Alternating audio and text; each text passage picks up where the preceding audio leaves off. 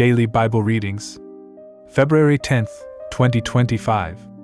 Memorial of Saint Scholastica, Virgin. Lectionary 329. Reading 1. From the book of Genesis, chapter 1, verses 1 to 19.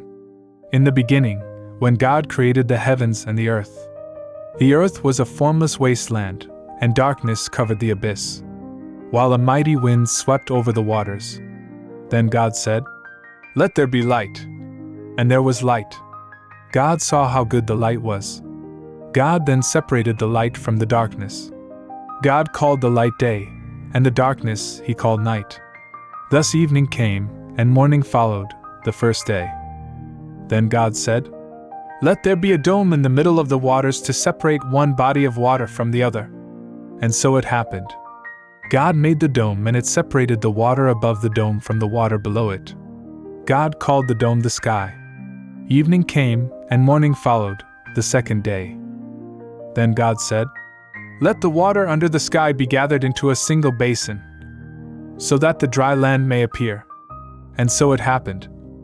The water under the sky was gathered into its basin, and the dry land appeared. God called the dry land the earth, and the basin of the water he called the sea. God saw how good it was. Then God said, "Let the earth bring forth vegetation, every kind of plant that bears seed, and every kind of fruit tree on earth that bears fruit, with its seed in it." And so it happened. The earth brought forth every kind of plant that bears seed, and every kind of fruit tree on earth that bears fruit, with its seed in it. God saw how good it was. Evening came, and morning followed, the third day. Then God said, "Let there be lights in the dome of the sky, to separate day from night. Let them mark the fixed times, the days and the years, and serve as luminaries in the dome of the sky, to shed light upon the earth." And so it happened. God made the two great lights, the greater one to govern the day, and the lesser one to govern the night. And he made the stars. God set them in the dome of the sky, to shed light upon the earth, to govern the day and the night, and to separate the light from the darkness. God saw how good it was. Evening came, and morning followed, the fourth day. The word of the Lord. Thanks be to God. Responsorial Psalm.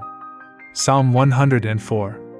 Verses 1 through 2a and 5 to 6 and 10, 12, 24, and 35c. May the Lord be glad in his works. Bless the Lord, O my soul. O Lord my God, you are great indeed. You are clothed with majesty and glory, robed in light as with a cloak.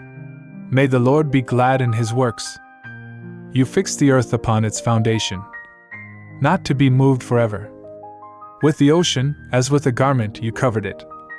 Above the mountains the water stood. May the Lord be glad in his works.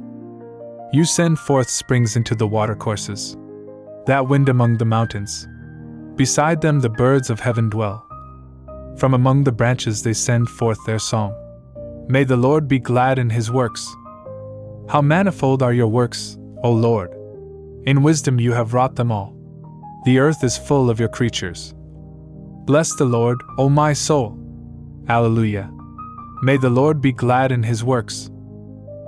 Alleluia. The book of Matthew chapter 4 verse 23. Alleluia, alleluia. Jesus preached the gospel of the kingdom, and cured every disease among the people. Alleluia, alleluia. Today's gospel reading is from the book of Mark chapter 6 verses 53 through 56.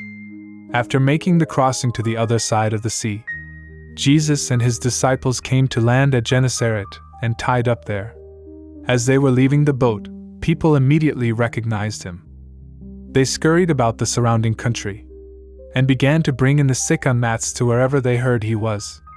Whatever villages or towns or countryside he entered, they laid the sick in the marketplaces and begged him that they might touch only the tassel on his cloak. And as many as touched it were healed. The Gospel of the Lord. Praise to you, Lord Jesus Christ.